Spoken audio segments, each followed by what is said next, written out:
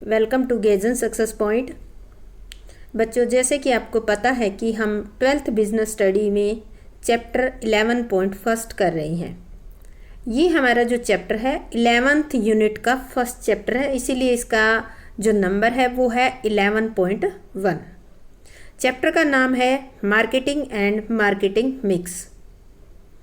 तो देखो, इस चैप्टर का आज हमारा सेकंड लेक्चर है और आपको यहाँ से पता चल जाएगा कि ये पार्ट नंबर लिखे हुए हैं, ये लेक्चर नंबर लिखे हुए हैं आपको।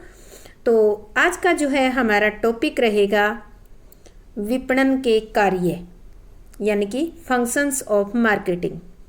ये आज हमने एक ही टॉपिक लिया है इसके अंदर, क्योंकि ये बहुत ही इम्पोर्टेंट टॉपिक है, तो इसको मैं वेरी वेरी इम्पोर्टेंट टॉपिक भी कर दूंगी।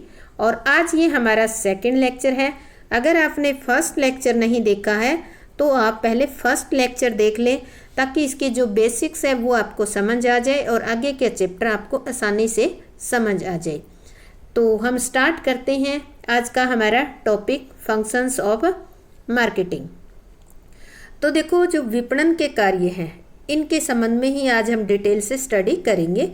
तो सबसे पहले ये देख लेते हैं कि विपणन के कार्य है कौन कौन सी, फंक्शंस ऑफ मार्केटिंग कौन कौन सी हैं। तो देखो, विपणन का संबंध जो होता है, मार्केटिंग का संबंध जो होता है वो वस्तुओं और सेवाओं के विनिमय से होता है, एक्सचेंज से होता है। इसके द्वारा वस्तुओं और सेवाओं को उत्पादन स्थान से उपभोग के स्थान तक पहुंचाया जाता है। जो हम विनिमय करते हैं इसी के द्वारा ही हम जहां पर वस्तु उत्पादित होती है वहां से लेकर जहां वस्तु का उपभोग होता है, यानी कि उपभोक्ता तक पहुंचाया जाता है। इससे ग्राहकों की आवश्यकता संतुष्टि होती है। जब ग्राहकों के पास वस्तुएं पहुंच जाती है तो ग्राहक उन वस्तुओं को यूज करके अपनी आवश्यकता को संतुष्ट करते हैं। तो वस्तुओं और सेवाओं के विनिमय के संदर्भ में विपणन के जो कार्य हैं वो इस प्रकार दिए हुए हैं, जिनके सबसे पहले हम डिटेल में नाम जान लेते हैं कि मार्केटिंग के फंक्शन है कौन कौन से है। क्योंकि कई बार क्या है, ये अलग अलग टू मार्क्स में अलग अलग क्वेश्चन आ जाता है। जैसे मार्केटिंग प्लानिंग क्या होता है, स्टैंडर्डाइजेशन क्या होता है, ग्रेडिंग क्या होता है, पैकेजिंग, लेबलिंग। तो इस तरह से ये आपके जो है 9, 10 यानी कि 12 जो फंक्शन है वो दिए हुए हैं। तो अगर ये जो क्वेश्चन है आपका 1 मार्क्स का, 2 मार्क्स का, 4 मार्क्स का और 6 मार्क्स, किसी भी तरीके से आ सकता है। ठीक है, तो ये अलग अलग हर एक फंक्शन है वो अपने आप में बहुत ही इम्पोर्टेंट है और हम कोशिश करेंगे इसको बारीकी से समझने की। तो हम इसके नाम पढ़ लेते हैं, फिर इनको डिटेल में स्टडी करते हैं। तो फर्स्ट हमारा फंक्शन है gathering and analysing market information. इसमें हम क्या करते हैं, बाजार से सूचनाओं का एकत्रण करती हैं, फिर उनका विश्लेषण करती है। सेकंड है मार्केटिंग की प्लानिंग, विपणन नियोजन। जैसे कि आपको पता है कि हम कोई भी कार्य करते हैं अपने लाइफ में तो सबसे पहले प्लानिंग करते हैं, सेम उसी तरह से मार्केटिंग की भी प्लानिंग की जाती है। नेक्स्ट जो फंक्शन है थर्ड, वो है हमारा उत्पाद designing and Vikas, product designing and development. इसमें क्या किया जाता है, प्रोडक्ट का डिजाइन कैसा हो और उसको डेवलप कैसे किया जाता है उसके बारे में। फोर्थ आपका है स्टैंडर्डाइजेशन एंड ग्रेडिंग। इसके अंदर प्रोडक्ट को स्टैंडर्डाइजेशन और कुछ ग्रेड के अंदर डिवाइड किया जाता है, जैसे A grade, B grade, C grade. Fifth हमारा जो फंक्शन है वो है पैकेजिंग एंड लेबलिंग, पैकेजिंग और लेबलिंग। सिक्स्थ है ब्रांडिंग और सेवंथ आपका जो फंक्शन है वो है कस्टमर सपोर्ट सर्विस, यानी कि कस्टमर किस प्रकार की सर्विस चाहता है और एक जो सेलर होता है या मार्केटर होता है वो कस्टमर को किस किस प्रकार से सर्विस प्रोवाइड करता है। एट्थ है उत्पादों का मूल्य निर्धारण करना, प्राइसिंग ऑफ प्रोडक्ट। तो देखो, ये जो प्राइसिंग ऑफ प्रोडक्ट है ये बहुत ही इम्पोर्टेंट अलग से आने वाला क्वेश्चन है 2 मार्क्स 4 मार्क्स के अंदर। 9th है प्रमोशन, 10th है आपका फिजिकल डिस्ट्रीब्यूशन और 11th है आपका ट्रांसपोर्टेशन, परिवहन और 12th है आपका स्टोरेज और वेयर हाउसिंग। देखो, अगर आपको स्टोरेज और वेयर हाउसिंग के बारे में ज्ञान नहीं है, यानी कि क्या होता है, हम इसमें डिटेल से तो स्टडी करेंगे, पर आपको इसकी बहुत बारीकी से आपको स्टडी करनी है तो 11th बिजनेस स्टडी की प्लेलिस्ट में चैप्टर नंबर 16 है, आप वहाँ से जाकर इसको पूरी डिटेल में स्टडी कर सकते हैं, क्योंकि वेयर हाउसिंग का अलग से 11th में चैप्टर था जो कि आपने पढ़ाई है, तो उसमें टाइप्स ऑफ वेयर हाउसिंग वगैरह और इसके फीचर्स, फंक्शन सब कुछ दिया हुआ है, तो वहाँ से भी आप देख सकते हो अगर देखना चाहो तो। यानी कि अगर आपको यहाँ से समझ ना आए तो, वैसे तो मैं कोशिश करूँगी कि आपको यही समझ आ जाए। तो ये हमारे 12 फंक्शन हैं जिनको हम आज इस लेक्चर के अंदर डिटेल से स्टडी करेंगे। तो देखो, हमारा पहला फंक्शन है gathering and analysing market information, बाजार सूचनाओं को एकत्रण करना एवं विश्लेषण। यहाँ देखो एक खास बात है, कौन सी सूचनाएं लेनी है आपको, बाजार से रिलेटेड, उनका क्या करना है, एकत्रण, इकट्ठा करना है, गैदर करना, गैदरिंग करनी है, और फिर क्या करना है आपको, एनालाइज करना है इन सूचनाओं को, जो इन्फॉर्मेशन आपने कलेक्ट की है उनको एनालाइज करना है। तो देखो, बाजार सूचनाओं को एकत्रित एवं विश्लेषण जो है विपणन का एक बहुत ही इम्पोर्टेंट वर्क होता है, बहुत ही इम्पोर्टेंट फंक्शन है ये भी। इसके अंतर्गत ये जानने की कोशिश की जाती है कि उपभोक्ता क्या चाहती है, क्योंकि जब तक हम मार्केट में जाकर इन्फॉर्मेशन नहीं लेंगे तो हमें ये नहीं पता चलेगा कि मार्केट में कस्टमर जो परचेज करने आ रहे हैं वो किस वस्तु की डिमांड कर रहे हैं, कैसी वस्तु चाहती हैं। साथ के साथ इससे हमें ये भी इन्फॉर्मेशन मिलेगी कि वो कितनी कितनी मात्रा में चाहती है, यानी कि एक साथ लार्ज क्वांटिटी में परचेज करते हैं या स्मॉल स्मॉल क्वांटिटी में परचेज करती है, किस मूल्य पर चाहती है, यानी कि जो कस्टमर है वो किस मूल्य पर वस्तु को खरीदना चाहती है, कब चाहती है, जैसे टाइम वगैरह जैसे सीज़न भी हो सकता है, और कोई भी जैसे गर्मी सर्दी इस तरह से, जैसे कूलर पंखे हैं वो कब चाहते हैं कस्टमर, उनको गर्मी के अंदर चाहती हैं, और स्वेटर वगैरह जो होती है वो कब चाहती हैं, गीज़र वगैरह सर्दी में उसकी डिमांड करती हैं। तो इस तरह से ये जो है इन्फॉर्मेशन, मैं बड़े बड़े प्रोडक्ट के नाम ले रही हूँ, जो मार्केट इन्फॉर्मेशन लेती है उसमें छोटी से छोटी लेके बड़ी बड़ी वस्तुओं तक की डिमांड का, उनके टाइम का, प्राइस का पता चल जाता है। अब बात आती है कि कस्टमर जो है किस प्रकार का विज्ञापन पसंद करते हैं, यानी कि कस्टमर कैसा विज्ञापन पसंद करते हैं, टीवी पे, इंटरनेट पे, लोकल न्यूज़पेपर में, यानी कि आप किस प्रकार के विज्ञापन का मतलब है कि कस्टमर तक विज्ञापन किस तरीके से पहुंच जाता है और कस्टमर उस विज्ञापन को अच्छी तरह से देखकर समझ लेता है, क्योंकि कस्टमर जिस एडवर्टाइजमेंट को देख लेता है या वहाँ उस कस्टमर तक पहुँच जाती है और उसको वो अच्छी तरीके से समझ जाता है, तो कस्टमर वही तरीका चाहेगा। अब मान लो आप रूरल एरिया के लिए, कोई रूरल एरिया के जो कस्टमर है वहाँ पर इंटरनेट वगैरह की कोई सुविधा नहीं है और आप ऐसा प्रोडक्ट बनाते हैं और उसकी ऐड केवल आप दे देते हैं इंटरनेट पे, तो क्या आपको पता है जिस एरिया के अंदर इंटरनेट की कोई सुविधा नहीं है तो क्या वहाँ के लोगों को इंटरनेट के द्वारा दी गई एडवर्टाइजमेंट देख लेंगे, वो देख ही नहीं पाएंगे। तो ऐसे तरीके से एडवर्टाइजमेंट जो है या ऐसी एडवर्टाइजमेंट पसंद करते हैं जो कस्टमर को इजीली वो देख सकती हैं, समझ सकती हैं। अब कहाँ पर चाहते हैं, कहाँ का मतलब ये है, कस्टमर अपने नज़दीक के स्टोर पर वस्तु को चाहते हैं या कस्टमर कुछ 5-10 किलोमीटर दूर चलकर भी उस वस्तु को खरीदने में इंटरेस्टेड है। वितरण व्यवस्था, कैसी वितरण व्यवस्था पसंद करते हैं, वितरण व्यवस्था का मतलब ये होता है कि कस्टमर होलसेल से परचेज करना पसंद करता है या रिटेलर से परचेज करना पसंद करेगा, तो उसके पड़ोस में जो शॉप है वहाँ पर कस्टमर चाहेगा कि मेरे पड़ोस में ही ये वस्तु अवेलेबल हो जाए ताकि मुझे कहीं जाना ना पड़े। किस तरह की वितरण व्यवस्था पसंद करते हैं, वितरण व्यवस्था जो है आपको पता ही है कि किस तरह की होनी चाहिए। जैसे आपको अभी हम वितरण व्यवस्था के बारे में आगे डिटेल से स्टडी करेंगे, वहाँ आपको और अच्छी तरीके से समझ आ जाएगा।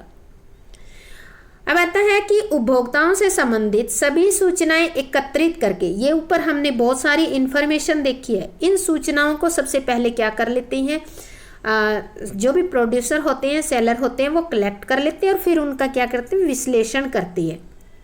विश्लेषण के आधार पर ये डिसीजन लिया जाता है कि किस उत्पाद के लिए बाजार में अच्छे अवसर उपलब्ध है। यानी कि इंफॉर्मेशन आपने ली कई तरह की, फिर उसके बाद एनालाइज किया, फिर आपको पता चलेगा कि कस्टमर क्या चाहते हैं, फिर आप अपने प्रोडक्ट के बारे में डिसीजन ले सकते हैं। यानी कि जिस प्रोडक्ट के लिए मार्केट में अच्छी अपॉर्चुनिटी है, आप वही प्रोडक्ट बनाने बेचने के बारे में डिसीजन ले सकती हो। तो ये था हमारा पहला जो फंक्शन था, ये हमारा था इंफॉर्मेशन कलेक्ट करना और एनालाइज करना। सेकंड हमारा फंक्शन है मार्केटिंग प्लानिंग, विपणन नियोजन। देखो, प्लानिंग जो है हर कार्य के अंदर करनी पड़ती है। कोई भी हमारी जो रूटीन की लाइफ है उससे लेकर हम बड़े बड़े बिजनेस तक बात करते हैं, तो कोई भी ऐसा काम नहीं होता कि जिसके अंदर हम प्लानिंग किए बिना कोई कार्य कर ले। आपको पता है कि कोई कार्य हम प्लानिंग करके करते हैं तो सक्सेसफुल होने के चांसेस ज़्यादा होते हैं और बिना प्लानिंग के किए गए काम के फेल होने के चांसेस ज़्यादा होते हैं। तो सेम इसी तरह से मार्केट के अंदर आप काम कर रही हो तो इसकी मार्केटिंग की प्लानिंग भी करनी होती है। तो इसके अंदर देखो, मार्केटिंग प्लानिंग के अंदर क्या किया जाता है।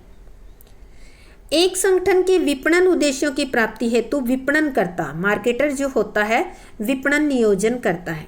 ठीक है, एग्जाम्पल लेते हैं हम, एग्जाम्पल से आपको अच्छी तरीके से समझ में आएगा।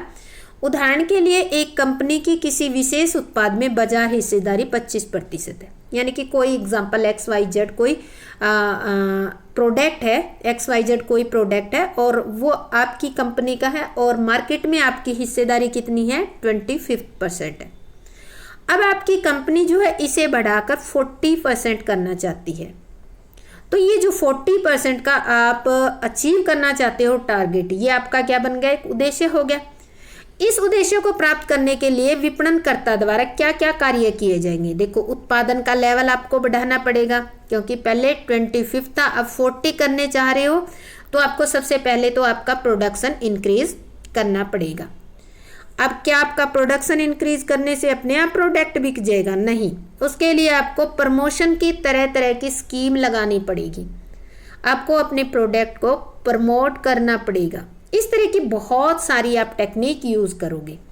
तो इन संबंध में क्या करेंगे, आप प्लानिंग करोगे, प्लानिंग की जाएगी और ये भी निश्चित किया जाएगा कि कौन सा कार्य कब किया जाएगा, क्या कौन सा कार्य किया जाएगा, कैसे किया जाएगा और इस कार्य को कौन करेगा। ये जब सब हम डिसाइड करते हैं तब हम क्या करते हैं, मार्केटिंग प्लानिंग ही करते हैं। और जैसे कि पता है आपको, बिजनेस में तो डेली रूटीन की प्लानिंग अलग होती है, क्वार्टरली, मंथली, ईयरली, हर तरह की अलग अलग से प्लानिंग की जाती है। तो ये सेकंड फंक्शन हमारा था मार्केटिंग प्लानिंग का। थर्ड हमारा है प्रोडक्ट डिजाइनिंग एंड डेवलपमेंट, उत्पाद डिजाइनिंग एंड विकास। उत्पाद विक्रय में उत्पाद डिजाइन की अहम भूमिका होती है, क्योंकि जो प्रोडक्ट सेल कर रही हैं तो उसके अंदर जो डिज़ाइन है वो बहुत ही इम्पोर्टेंट रोल अदा करता है। हम एक एग्जांपल लेते हैं, जैसे आप देखते हो कि बच्चों के खिलौने जो है अलग अलग तरीके के डिज़ाइन के, कलरफुल होते हैं, तो बच्चे उनकी तरफ अट्रैक्ट होती है। सेम इसी तरह से अदर प्रोडक्ट के बारे में है कि जिसका डिज़ाइन अच्छा होगा, जिसकी फिनिशिंग अच्छी होगी, प्रोडक्ट की क्वालिटी अच्छी होगी, तो सीधी सी बात है वो प्रोडक्ट ज़्यादा बिकने के चांसेस होती हैं।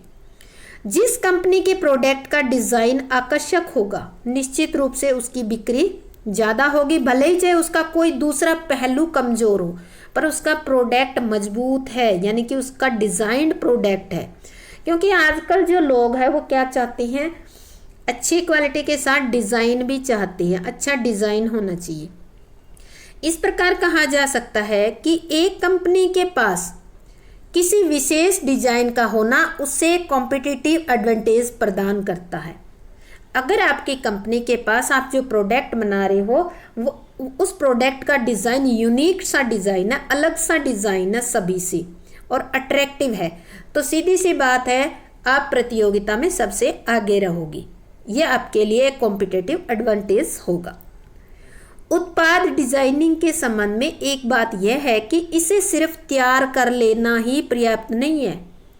ये नहीं है कि आपने एक बार अपने प्रोडक्ट को डिज़ाइन कर लिया और वही प्रोडक्ट बनाते जाओ, मार्केट में बेचते जाओ, तो क्या आपका अनलिमिटेड टाइम तक चल जाएगा? ऐसा हो सकता है, ऐसा पॉसिबल ना हो और नहीं भी होता। क्यों? क्योंकि कुछ टाइम के बाद जैसे कि नई जनरेशन आती है तो वो वैसे डिज़ाइन को रिजेक्ट करते हैं और फिर नया डिज़ाइन चाहती है। तो आपको डिज़ाइन तैयार कर लेने से नहीं होगा, जो डिज़ाइन है उसको हर साल आपको अपग्रेड भी करना होगा ताकि उसमें कुछ चेंज नज़र आए। जब चेंज नज़र आता है तो लोग उसको ज़्यादा पसंद करते हैं। पता है कि लोगों को इस प्रोडक्ट पे काम हो रहा है, इसको अपग्रेड किया जा रहा है। तो इस तरह से केवल तैयार कर लेना ही पर्याप्त नहीं है डिज़ाइन, बल्कि इसे लगातार विकास करते रहना भी ज़रूरी है। जो डिज़ाइन है उसको डेवलप करना भी ज़रूरी है। नेक्स्ट है स्टैंडर्डाइजेशन एंड ग्रेडिंग। ये भी एक आपका बहुत इम्पोर्टेंट क्वेश्चन है। ये 1 मार्क्स, 2 मार्क्स, 4 मार्क्स किसी में भी आ सकता है। ठीक है, तो देखो प्रमापीकरण क्या होता है। प्रमापीकरण का अभिप्राय एक विशेष वस्तु के आकार, डिजाइन, भार, रंग आदि के लिए प्रयोग किए गए कच्चे माल आदि के संबंध में प्रमाप निश्चित करने से है। 1 मार्क्स का क्वेश्चन हो गया आपका। ठीक है, तो इसके जो आपका स्टैंडर्ड है वो आकार का भी स्टैंडर्ड हो सकता है, क्वालिटी का भी हो सकता है, डिज़ाइन का भी हो सकता है, वेट, कलर और उसके यूज़ करने का भी स्टैंडर्ड हो सकता है कि किसी प्रोडक्ट को आप केवल एक ही काम, जैसे वॉशिंग मशीन है, वॉशिंग मशीन जो है आप केवल कपड़े धोने और सुखाने के लिए यूज़ कर सकते हो, एक स्टैंडर्ड यूज़ है। ये नहीं है कि इस वॉशिंग मशीन का आप कोई और यूज़ करो। तो प्रयोग करने के लिए भी अलग अलग स्टैंडर्ड, कलर हो गया, वेट हो गया, डिज़ाइन, सब अलग अलग स्टैंडर्ड निश्चित किए जाते हैं। हालांकि इसके अलावा इनमें जो रॉ मटेरियल यूज़ होता है वो भी स्टैंडर्डाइज होता है। तो देखो ऐसा करके ये सुनिश्चित कर दिया जाता है कि अमुक वस्तु में कुछ विशेषता अवश्य होगी, यानी कि विशेषता होगी उस वस्तु में। ऐसा करके सैंपल के आधार पर विक्रय को संभव बनाया जा सकता है। अगर आप स्टैंडर्डाइज प्रोडक्ट का मतलब है कि आप जितने भी प्रोडक्ट बनाते हो वो एक सेम स्टैंडर्ड के होते हैं, उनमें कोई भी डिफरेंस नहीं होता, उसी को ही स्टैंडर्ड बोला जाता है। प्रायः देखा जाता है कि व्यापारी कुछ ही वस्तुओं को देखकर एक बड़ी मात्रा में उसी प्रकार की वस्तुएं क्रय कर लेते हैं। देखो व्यापारी जो है क्या करते हैं, जो भी वस्तुएं परचेज करते हैं वो सभी को चेक करके नहीं लेते, एक वस्तु को चेक करते हैं, उसका आकार जो हो गया, उसका वजन, रंग, क्वालिटी, एक को चेक कर लेंगे और फिर कहेंगे कि हमें सेम स्टैंडर्ड की वस्तुएं चाहिए। तो जो सप्लायर होता है वो सेम स्टैंडर्ड की वस्तुएं उनको सप्लाई कर देता है। तो स्टैंडर्डाइज होने का बेनिफिट ये होता है कि जो परचेजर होता है, क्रय करने वाला होता है, उसको हर एक वस्तु को चेक करने की ज़रूरत नहीं होती, क्योंकि वो एक वस्तु को चेक करेगा और उसको पता है कि इसी स्टैंडर्ड की सेम ऐसी वस्तु ही उसे मिलने वाली है। इसका आधार यही है कि जो वस्तु सैंपल में देखी गई है सभी वस्तुएं उसी प्रमाप की होंगी। एक जैसी विशेषताओं मतलब प्रमाप वाले माल को एक विशेष श्रेणी में रखने को श्रेणी, अभी आ जाता है श्रेणियन क्या होता है। ठीक है, अब यहाँ देखना है, यहाँ से शुरू होगा श्रेणियन। एक जैसी विशेषताओं वाले माल को एक विशेष श्रेणी में रखने को श्रेणियन कहा जाता है। आपका 1 मार्क्स का क्वेश्चन है, ये है ग्रेडिंग। श्रेणियन को क्या कहते हैं? ग्रेडिंग। ग्रेडिंग का जो है 1 मार्क्स का क्वेश्चन कैसे बनाओगे? एक जैसी विशेषताओं वाले माल को एक श्रेणी यानी कि एक वर्ग में हम रख देते हैं तो उसको हम श्रेणियन कहते हैं। एग्जाम्पल लेके समझते हैं, आपको अच्छी तरह से समझ आएगा। उदाहरण के लिए एक कंपनी एक्स वस्तु का उत्पादन करती है। ठीक है, उत्पादन के लिए 3 अलग अलग प्रमाप निश्चित किए गए, 3 स्टैंडर्ड निश्चित किए गए। दूसरे शब्दों में आप कह सकते हो कि एक्स वस्तु का उत्पादन 3 प्रकार का करना चाहती है कंपनी। वस्तु क्या है? एक्स है, पर उसी एक्स वस्तु के 3 प्रकार। कैसे बनाएगी 3 प्रकार कंपनी? देखो, एक तो वो बना देगी हाई क्वालिटी की, उच्च क्वालिटी की, उत्तम स्तर की वस्तु बना दी, दूसरी मध्यम स्तर की और तीसरी न्यूनतम स्तर की। इसको आप ये भी कह सकते हो कि हाई क्वालिटी, मीडियम क्वालिटी और थोड़ी लो क्वालिटी की वस्तु। तो इस आधार पर एक्स वस्तु को 3 श्रेणियों में इस प्रकार बांट सकते हो। एक्स वस्तु, एक्स ए वस्तु, ए वस्तु मतलब ए क्वालिटी की वस्तु, एक्स बी वस्तु मतलब बी क्वालिटी की वस्तु। ए क्वालिटी की वस्तु क्या है? उत्तम स्तर की है। बी क्वालिटी की वस्तु क्या है? मध्यम स्तर की है। और एक्स सी वस्तु मतलब सी निम्न स्तर की वस्तु। तो 3 वस्तु क्या है आपकी? देखो, गुड्स ए की है एक्स, पर उसके 3 अलग अलग बना दी। ये क्या बन गई? क्वालिटी वाइज बन सकते हैं, साइज वाइज बन सकते हैं, कलर वाइज, किसी भी तरीके से बन सकती है ये, ठीक है। तो इस तरह से वस्तु को अलग अलग प्रकार से बनाना, अलग अलग उनको श्रेणियां देना, तो उसको कहा जाता है श्रेणियां। अब जो ग्राहक उत्तम स्तर की वस्तु खरीदना चाहेगा उसको एक्स ए वस्तु, एक्स वस्तु खरीदना चाहता है, उत्तम स्तर की वस्तु खरीदना चाहता है, तो उसको कौन सी वस्तु दिखाई जाएगी? एक्स ए वस्तु ही दिखाई जाएगी, ठीक है। ऐसा करने से ग्राहक के मन में ये शक नहीं रहेगा कि उसे निम्न स्तर का माल दिखाया गया है। तो इस तरह से जो कस्टमर होता है वो सेटिस्फाइड हो जाता है। श्रेणियन क्रय विक्रय को सुगम बनाता है। जो भी क्रय विक्रय करना होता है, जैसे कि आप मान लेते हैं किसी शॉप पे आप कोई सूट या कोई कपड़ा खरीदने जाते हैं, दुकानदार आपसे जाते ही पूछता है जी किस रेंज का लेना है। आप कहते हो हमें 2000-3000 का लेना है, तो वो उसी श्रेणी का दिखाएगा। अगर आप कहते हो कि हमें 1500-1000 का लेना है तो उसी श्रेणी का। अगर आप कहते हो बिलो 1000 तो जो सेलर होता है वो उसी श्रेणी का दिखा देता है। तो जो ग्रेडिंग कर देते हैं उससे सेलिंग और परचेजिंग दोनों इजी बन जाती है।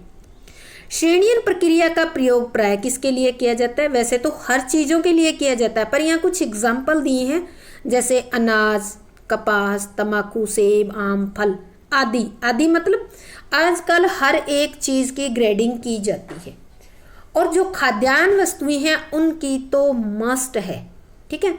तो इस तरह से श्रेणियन किया जा सकता है, तो इसको हम कहते हैं श्रेणियन।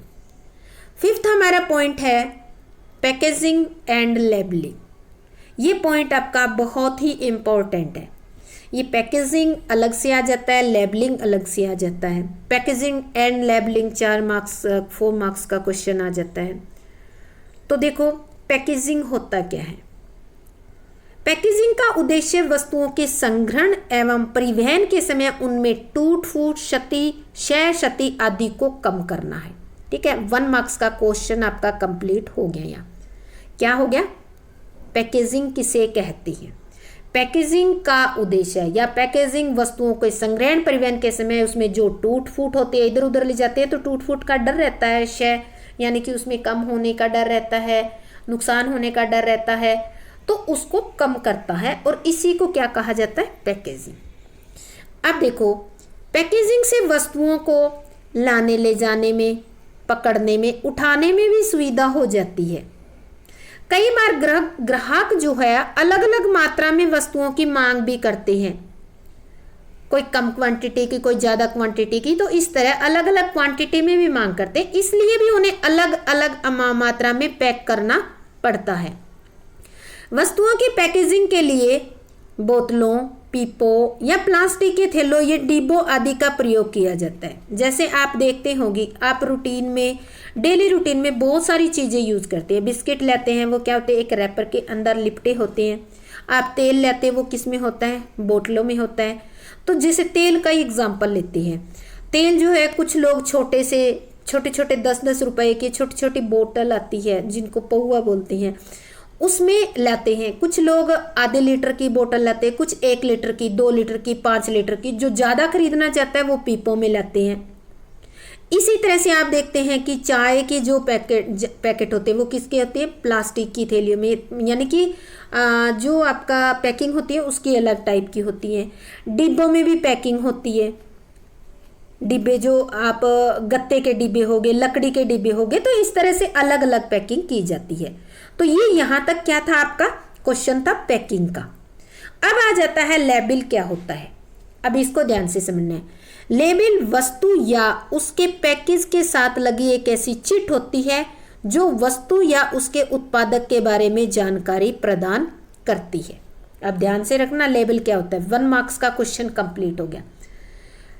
लेबल जो होता है वस्तु या तो वस्तु के ऊपर छपा होता है या उसके पैकेज के साथ एक चिट लगी होती है। आपने देखा होगा कि एक चिट, आप सूट खरीद कर लाते हो तो उसके साथ देखो एक टैग सा, एक चिट लगी होती है, तो वो क्या होता है, उसके लेबल। उसके ऊपर क्या लिखा होता है, कौन सा कपड़ा है, कितने मीटर कपड़ा है, सलवार कितनी है, कमीज कितनी है, चुन्नी कितनी है।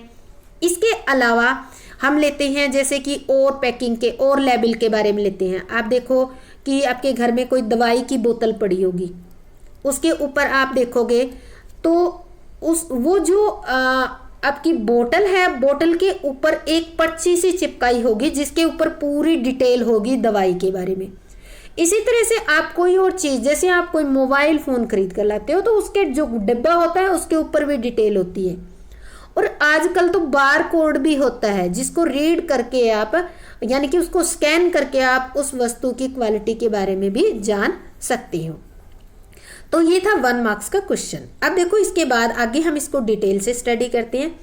यह लपेटने वाले कागज या सील के रूप में हो सकती है, या तो लपेटने वाले कागज के रूप में होगी या सील के रूप में होगी। इसी ने एग्जाम्पल दे दिया, दवाई की शीशी पर दवाई का नाम, उत्पादक का नाम, दवाई बनाने का फॉर्मूला, उत्पादन की विधि, सुरक्षित प्रयोग की अंतिम तिथि, बैच नंबर, मूल्य, ये सारी सूचनाएं दी होती है। या तो ये बोतल के ऊपर एक रैपर सा चिपका के उसके ऊपर सारी लिख देती हैं, या फिर कुछ चीज़ें ऐसी होती है उसके लिए एक अलग से चिट बनाकर अटैच कर दी जाती है। जिस चिट पर ये लिखा होता है वो लेबल कहलाता है, चाहे तो उसके ऊपर चिपका दो या साथ में लटका दो। तो अब देखो ये जो तैयार करने की प्रोसेस है, ये जो लेबल तैयार करने की प्रोसेस होता है, इसे क्या कहा जाता है, लेबलिंग कहा जाता है। इस प्रोसेस को ही लेबलिंग कहा जाता है। तो ये था हमारा पैकेजिंग एंड लेबलिंग। नेक्स्ट हमारा आता है ब्रांडिंग। ब्रांडिंग मतलब ब्रांड नेम तो आप जानते ही हो कि जैसे हम कोई भी वस्तु खरीदते हैं तो कहते हैं कौन से ब्रांड की है, फला फला ब्रांड की है। जूते कौन से ब्रांड की हैं, जैसे कि एडिडास के हैं, नाइक के है, इस तरह से स्केचर्स के है। तो ये क्या है, ये जो नाम बोल रही हूँ ये क्या है, ये क्या है, ब्रांड नेम है। तो ये क्या हो गया, इसको हम कहेंगे नामकरण या ब्रांडिंग। अब देखो प्रत्येक विक्रेता ये चाहता है कि उसके उत्पाद की बाजार में विशेष पहचान हो। अगर आप बिजनेस कर रहे हो या करोगे आगे, तो जब भी आप कुछ करोगे तो आपके दिमाग में पहले यही होगा कि हम जो बिजनेस कर रहे हैं मार्केट में उसकी पहचान बने, उसका नाम बने। और ऐसा करने के लिए विक्रेता अपने उत्पाद को एक नाम दे देना होता है। जो उत्पादक होता है अपने उत्पाद को एक नाम दे देगा जो अन्य प्रतियोगियों से भिन्न हो। किसे, अन्य जो प्रतियोगी हैं भिन्न हो। अभी हम शूज के बारे में बात करें तो जैसे नाइक का है, क्या है, नाइक नाम है, उसने एक चिन्ह भी दे रखा है, ऐसे टिक का चिन्ह हो गया। एडिडास का हो गया, इसी तरह सबके अलग अलग चिन्ह है। नामकरण का उद्देश्य एक विक्रेता की वस्तुओं को प्रतियोगियों की वस्तु से भिन्न दिखाना होता है। नामकरण का मेन मकसद यही होता है कि बाजार में आप शूज़ खरीदने जाते हो, शू वाली दुकान पे जो शूज़ की शॉप होती है उस पे हर तरह की कंपनी के आपको शूज़ मिल जाएंगे, ठीक है। आप उसमें पहचानोगे अपने पसंद की। अगर आपको ब्रांड नेम याद है तो आप उसी के ही ब्रांड की प्रोडक्ट मांगोगे, और नहीं है तो आप क्या करोगे, बार बार हर एक कंपनी का प्रोडक्ट लेकर देख कर उसकी कंफर्ट को चेक करके लेते हो। और बाद में जब वो आपको इतना कंफर्ट लगता है तो आपके दिमाग में हो जाता है हाँ ये प्रोडक्ट फलानी कंपनी का प्रोडक्ट है, ये बहुत अच्छा है, अगली बार भी आप उसी को खरीदते हो। तो इससे क्या होता है, उस ब्रांड की आपके दिमाग में एक इमेज बन गई, आपको पसंद आ गया, तो क्या हुआ, वो ब्रांड दूसरे से भिन्न हो गया आपके लिए। इसलिए ये नाम इसलिए दिया जाता है ताकि प्रतियोगियों की वस्तुओं से आप अपनी वस्तु को भिन्न दिखा सको और उसकी अलग से पहचान बन सके। एग्जाम्पल लेते हैं हम एक समझने के लिए। उदाहरण के लिए यदि एक कंपनी अपनी वस्तु को 777 के नाम से प्रसिद्ध करना चाहती है तो यहाँ क्या करेगी, 777 उसका क्या नाम हो जाएगा, ब्रांड नेम हो जाएगा। हो सकता है कि एक्स वस्तु को ही किसी दूसरी कंपनी ने AAA के नाम दिया हो। मान लेते हैं वस्तु एक्स है, आप बिस्किट देख रहे हो, बहुत टाइप के बिस्किट, मैं एग्जांपल एक ही ले रही हूँ। आप बिस्किट देखते हो, उनका सबका काम क्या है, आप उनको पसंद करते हो, ठीक है। बिस्किट आप देखते हो, शॉप में जाओगे तो इतने बड़े बड़े जो खाने हैं अलमारियों के भरे होंगे अलग अलग कंपनी के, ब्रिटानिया, गुड डे वगैरह, पार्ले, ऐसे बहुत सारे नाम के होंगे। पर देखो वो बिस्किट ही है, पर इसमें जैसे पार्ले है उसने अपनी अलग पहचान बना रखी है, गुड डे ने अलग बना रखी है, ब्रिटानिया जो भी है, इन सब ने अपनी अपनी अलग पहचान बना रखी है। तो ऐसी स्थिति में दोनों कंपनियों के उत्पाद बाजार में अपनी अलग पहचान स्थापित करने में सक्षम हो जाती है। जब उत्पाद के ब्रांड का, अभी हम ब्रांड का बात कर रहे थे ना, ब्रांड नेम जो नाम है, जब उस ब्रांड नाम को द ट्रेडमार्क्स एक्ट 1999 के अंदर आप रजिस्टर्ड करवा लेते हो तब वह क्या बन जाता है, ट्रेडमार्क्स बन जाता है। ये आपका 1 मार्क्स का क्वेश्चन है और बहुत ही इंपॉर्टेंट है। ब्रांड क्या होता है, ब्रांड आपका एक नाम होता है, एक चिन्ह होता है, ठीक है। और जब उसको आप रजिस्टर्ड करवा लेते हो इस एक्ट के अंदर तो वो आपका क्या बन जाता है, ट्रेडमार्क्स बन जाता है। नेक्स्ट हमारा फंक्शन है ग्राहक सहायता सेवा, कस्टमर सपोर्ट सर्विस क्या होती है। देखो कस्टमर जो होता है, ग्राहक जो होता है, बाजार का राजा होता है, इसलिए ग्राहक की हर संभव सहायता करना विपणन का एक मुख्य कार्य है। जब ग्राहक को बाजार का राजा ही आपने मान लिया तो बिना राजा के क्या हो जाती है, प्रजा अस्त व्यस्त हो जाती है। सेम उसी तरह से आप थोड़ी देर दिमाग में सोच के देखो कि मार्केट में बहुत सारी शॉप है, ओपन है, सामान जचा हुआ है, पर कोई कस्टमर नहीं है, तो वो बाजार कितने दिन बाजार कहलाएगा। हो सकता है 1 दिन 2 दिन, उसके बाद उसको बाजार नहीं कहा जाएगा। तो इसी कारण से बाजार को क्या, ग्राहक को क्या बताया, बाजार का राजा। अब देखो जब वो राजा हो गया तो सीधी सी बात है, राजा की उपाधि मिल गई तो जो ताम झाम राजा के लिए किए जाते हैं, जो सेवाएं राजा के लिए, तो सेम जो विक्रेता है वो भी राजा समझकर ग्राहक को उसके लिए हर संभव वो सहायता करना चाहता है जिससे वो जो कस्टमर होता है उसके प्रोडक्ट को खरीद ले। तो एक जो विपणन करता होता है ग्राहकों को, विपणन करता आएगा यहाँ, विपणन करता ग्राहकों को मुख्यतः निम्न सेवाएं प्रदान करता है। एक जो सेलर होता है वो अपने कस्टमर को क्या क्या सर्विस देता है, देखो विक्रय उपरांत सेवाएं, आफ्टर सेल सर्विसेज कंप्लेंट, ये क्या होती है, आफ्टर सेल। जैसे आप वॉशिंग मशीन खरीद कर ले आई, खरीद कर लाने के बाद 2-4 महीने आपने यूज़ किए, उसके बाद उसमें कोई कंप्लेंट आ गई, कोई शिकायत आ गई, तो आप क्या करोगे, जिस शॉप से आपने खरीदी है, जिस कंपनी की खरीदी है, उस पर कॉल करोगे। आजकल तो टोल फ्री नंबर आ रहे हैं, वहाँ पे कॉल करते ही तुरंत कंपनी के जो बंदे होते हैं, वो टेक्नीशियन वगैरह होते हैं, आपके घर पहुँच जाएंगे। तो देखो आपको वो टेक्नीशियन बेचने के बाद, यानी कि जो कंपनी है आपको प्रोडक्ट को बेचने के कई दिन बाद भी आपको सर्विस प्रोवाइड करती है, क्योंकि गारंटी वारंटी देती है। गारंटी में तो कुछ प्रोडक्ट चेंज करके भी दे देते हैं और वारंटी के अंदर ओनली सर्विस दी जाती है। तो ये गारंटी वारंटी में भी आपको डिफरेंस होना चाहिए। ग्राहक शिकायत निवारण, हैंडलिंग कस्टमर कंप्लेंट्स, कंप्लेंट्स यहाँ आएगी, ये कंप्लेंट्स वहाँ लग गई, यहाँ पर वर्ड आएगा, ठीक है।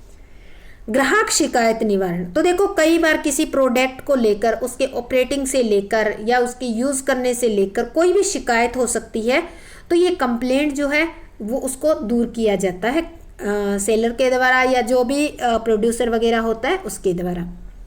तकनीकी सेवाएं, टेक्निकल सर्विसेज, टेक्निकल सर्विसेज जो है, टेक्निक्स रिलेटेड जो इलेक्ट्रॉनिक्स गुड्स होते हैं उन पे ये होती है, या जो बड़ी बड़ी मशीनें होती उन पे होती है।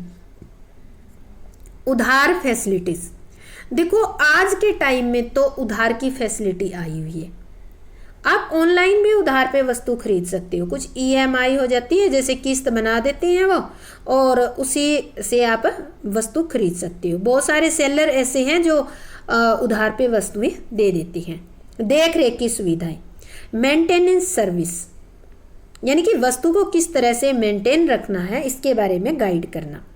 उत्पाद संबंधी सूचनाएं, product related information. Product related information का मतलब है कि जो आप प्रोडक्ट खरीद कर आते हो, वैसे तो उस प्रोडक्ट के साथ एक गाइड बुक आती है, उसमें देख सकते हो, फिर भी जो सेलर होता है वो अपनी तरफ से प्रोडक्ट की डिटेल इंफॉर्मेशन आपको देने की कोशिश करता है। और आजकल तो बहुत सारे ऐसे प्रोडक्ट आ गए कि आप अगर परचेज करते हो, जैसे फुल्ली ऑटोमेटिक वॉशिंग मशीन है, आप परचेज करते हो तो उनका जो टेक्नीशियन होता है वो आपके घर आके उसको लगा कर जाएगा, यानी कि उसको वहाँ पर आप जहाँ भी लगाना चाहते हो वहाँ पर वो पूरी तरीके से लगाकर आपको चलाना सिखाकर जाएगा। तो इस तरह से कंप्लीट इंफॉर्मेशन प्रोडक्ट के बारे में दी जाती है। ग्राहक की इस प्रकार की गई सहायता उसे संतुष्टि प्रदान करती है। इस तरह से कस्टमर क्या होगा, सेटिस्फाइड होगा। और आज के प्रतियोगी युग में ग्राहक संतुष्टि ही सबसे पहले सर्वोपरि है। इसमें ग्राहक का किसी विशेष उत्पाद के प्रति लगाव बढ़ता है, क्योंकि जब आपको आफ्टर सेल सर्विस मिल रही है, इतनी सारी सेवाएं मिल रही है, तो सीधी सी बात है कस्टमर सेटिस्फाइड होगा। और जिस प्रोडक्ट से कस्टमर सेटिस्फाइड होता है, कस्टमर का उस प्रोडक्ट के प्रति लगाव भी बढ़ जाता है और वह बार बार उसी प्रोडक्ट को परचेज खुद भी करता है और औरों को भी परचेज करने की राय देता है। 8th फंक्शन आपका है उत्पादों का मूल्य निर्धारण, प्राइसिंग ऑफ प्रोडक्ट्स। वस्तु का मूल्य निर्धारण करना विपणन प्रबंधक का सबसे महत्वपूर्ण कार्य है, क्योंकि कोई भी आप प्रोडक्ट बना रहे हो तो देखो उसका प्राइस तो आप डिटरमाइन करोगे ना। तो प्राइस जब आप रखते हो, प्राइस डिसाइड करते हो, तो उसमें में आपको कई सारी चीज़ों को ध्यान रखना है। देखो क्या क्या ध्यान रखना है। वस्तु के मूल्य को वस्तु की लागत, लाभ की दर, प्रतियोगी उत्पाद का मूल्य, सरकार की नीति आदि तत्व प्रभावित करते हैं। तो जो जो तत्व आपके प्रोडक्ट को प्रभावित करते हैं, उन तत्व को ध्यान में रखकर ही आपको अपने वस्तु का मूल्य जो है डिसाइड करना होता है।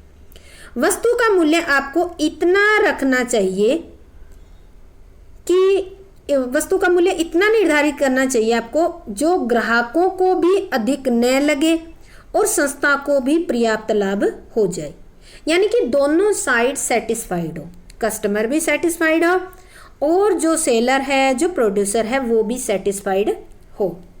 नेक्स्ट पॉइंट आपका है प्रमोशन। प्रमोशन क्या होता है? प्रमोशन के बारे में आपको कुछ तो पता होगा, क्योंकि आजकल हम डे रूटीन में बहुत प्रमोशन दिखती है। प्रमोशन को हिंदी में संवर्धन कहते हैं। संवर्धन का अभिप्राय उपभोक्ताओं को कंपनी के उत्पादों के बारे में सूचित करना, उन्हें उत्पादों को खरीदने के लिए प्रेरित करना। उत्पादों के बारे में सूचना देना और प्रेरित करना, ये दोनों चीजें क्या है? प्रमोशन। अब देखो इसके 4 मेथड है। कौन कौन से मेथड है? सबसे पहले तो एडवर्टाइजिंग। जब भी आप टीवी ऑन करते हो तो क्या होता है, पहले ही आपको एडवर्टाइजमेंट दिखनी शुरू हो जाएगी। वो क्या है? जिस भी प्रोडक्ट की आपको एडवर्टाइजमेंट दिखती है तो उस प्रोडक्ट की वो एक टाइप से प्रमोशन हो रही होती है। व्यक्तिक विक्रय, व्यक्तिक विक्रय पर्सनल सेलिंग क्या होती है?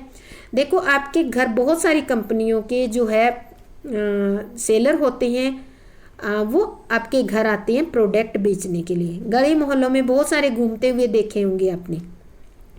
सेल्स प्रमोशन, सेल्स प्रमोशन के अंदर क्या होता है, कुछ स्कीम्स निकाली जाती हैं और उसके द्वारा इस प्रोडक्ट को प्रमोट किया जाता है। ये जो है ना हमारे, इसके बाद आगे है पब्लिसिटी, प्रचार करना। तो ये जो 4 हमने पढ़े हैं ना इसके मेथड प्रमोशन की, advertising, personal selling, sales promotion, तो ये आगे 3 चैप्टर के अंदर हम डिटेल से स्टडी करेंगे। 11.1 तो ये है, 2, 3 और 4 के अंदर हम इनको डिटेल से स्टडी करेंगे, तो मैं यहाँ इनकी ज़्यादा डिटेल नहीं समझाऊंगी। विपणनकर्ता द्वारा इसके संबंध में लिए गए प्रत्येक निर्णय का प्रभाव बिक्री पर पड़ता है और कंपनी के बजट को ध्यान में रखकर ही आपको निर्णय लेना चाहिए, क्योंकि कंपनी का बजट देखना भी जरूरी है। कंपनी को आगे आपको लॉन्ग लाइफ तक रन भी करना है और उससे प्रॉफिट लेने ग्रो भी करना है। नेक्स्ट 10th पॉइंट आपका है फिजिकल डिस्ट्रीब्यूशन, भौतिक वितरण। इस विपणन कार्य के अंतर्गत ये निर्णय लिया जाता है कि वस्तु उत्पादन स्थान से उपभोक्ता स्थान तक कैसे पहुंचेगी। उस वस्तु को उत्पादन स्थान से उपभोक्ता के स्थान तक वस्तु को पहुंचाना ही फिजिकल डिस्ट्रीब्यूशन कहलाता है। तो देखो, ये काम करने के लिए 4 तत्व जो है उनके बारे में डिसीजन लेना पड़ता है। तो ये कौन कौन से हैं? सबसे पहले है ट्रांसपोर्टेशन।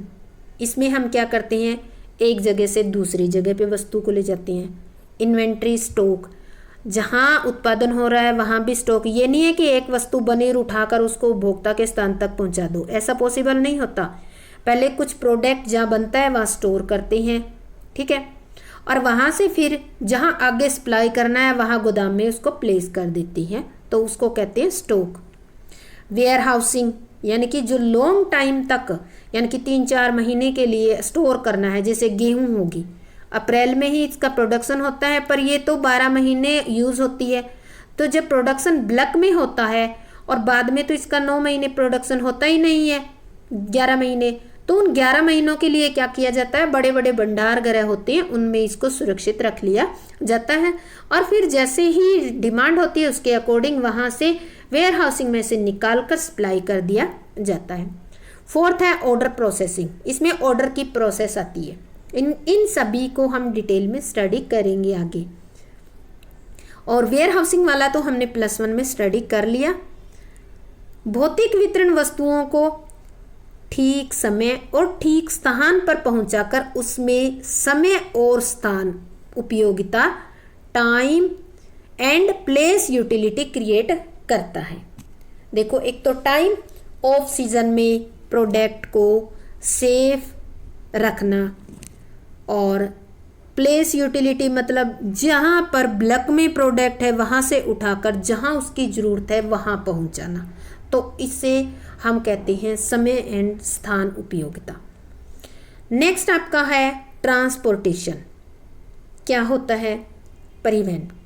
यह आवश्यक नहीं है कि उत्पादन, विक्रय और उपभोग तीनों का एक ही स्थान पर हो। जहां आप उत्पादन कर रहे हो वहीं पे बिक जाए और वहीं पर उपभोग कर लिया जाए, ऐसा कभी भी पॉसिबल नहीं होता कि ये सारी चीज़ें एक ही स्थान पर, तीनों एक्टिविटी एक ही स्थान पर ऑर्गेनाइज्ड हो जाए। तो इनका एक ही स्थान पर हो। यदि ऐसा हो जाए, बाई चांस, थोड़ी देर के लिए सोच के देखो, अगर ऐसा हो जाए तो परिवहन की जरूरत ही नहीं पड़ेगी और जो भौतिक वितरण है वो क्या हो जाएगा, वो महत्वहीन हो जाएगा। पर ऐसा कभी होगा नहीं, क्योंकि तीनों जो एक्टिविटी है, प्रोडक्शन, सेलिंग और जो आपकी उपभोग की है, कंजप्शन की, ये तीनों एक्टिविटी एक जगह कभी नहीं होती। तो देखो, जब ये तीनों नहीं होती तो इससे फिजिकल डिस्ट्रीब्यूशन और ट्रांसपोर्टेशन दोनों का ही महत्व बढ़ जाता है। लेकिन प्राय ऐसा संभव नहीं होता जो अभी हमने किए। उत्पादन का स्थान अलग होता है, विक्रय का अलग होता है और उपभोग का अलग होता है। अब देखो, उत्पादित माल को उपभोक्ता तक पहुंचाने के लिए परिवहन की आवश्यकता होती है और इसके लिए संस्था के पास परिवहन के साधन पर्याप्त मात्रा में उपलब्ध होने चाहिए। अब साधन आप 2 तरीके से अवेलेबल करवा सकते हो, या तो कंपनी अपने ही खुद के साधन से ही डिस्ट्रीब्यूशन कर सकती है, या फिर कंपनी क्या कर सकती है, किराए पर लेकर भी कर सकती है। आप सड़कों पे बहुत सारे ऐसे साधन देखते होंगे जिसके ऊपर प्रिंट हुआ रहता है, जैसे Pepsi, Coca Cola, LML, Britannia. तो ये जो है, जिन साधनों के ऊपर इस तरह के ये लिखे होते हैं वो कंपनियों के खुद के साधन होते हैं। कंपनियां अपने साधन रखती है और उनके द्वारा कंपनी जो है डिस्ट्रीब्यूशन का काम करती है। तो ये वाहन विपणन परिवहन काम के साक्षात उदाहरण आप कह सकते हो। परिवहन के साधनों का प्रयोग करके इन्हें इच्छित स्थानों पर पहुंचाया जाता है प्रोडक्ट को, और इससे क्या क्रिएट होती है, प्लेस यूटिलिटी क्रिएट होती है। नेक्स्ट एंड लास्ट आपका जो फंक्शन है वो है वेयर हाउसिंग स्टोरेज। क्या होता है, प्राय वस्तुओं को क्रय करने और उत्पादित करने या उन्हें विक्रय करने के मध्य में बहुत सारे समय का अंतर रहता है। अब आवश्यकता इस बात की है कि इस समय अवधि में माल को सुरक्षित रखा जाए, और विक्रय के इंतजार में माल को सुरक्षित रखने के लिए गोदामों का प्रयोग किया जाता है। जैसे मैंने आपको गेहूं का एग्जाम्पल बताया, इस प्रकार माल को गोदामों में सुरक्षित रखने को ही संग्रहण कहते हैं। क्या कहते हैं, माल को गोदामों में सुरक्षित रखने को संग्रहण कहते हैं। संग्रहण का कार्य विपणन प्रबंधक के लिए बहुत ही महत्वपूर्ण है, क्योंकि इसमें की गई लापरवाही सारे माल को खराब कर सकती है। अगर आप माल संग्रह कर रहे हैं तो उसमें अगर थोड़ी सी भी लापरवाही हो जाती है तो माल खराब होने के चांसेस रहती हैं। माल के संग्रहण से क्या क्रिएट होता है, टाइम यूटिलिटी क्रिएट होती है।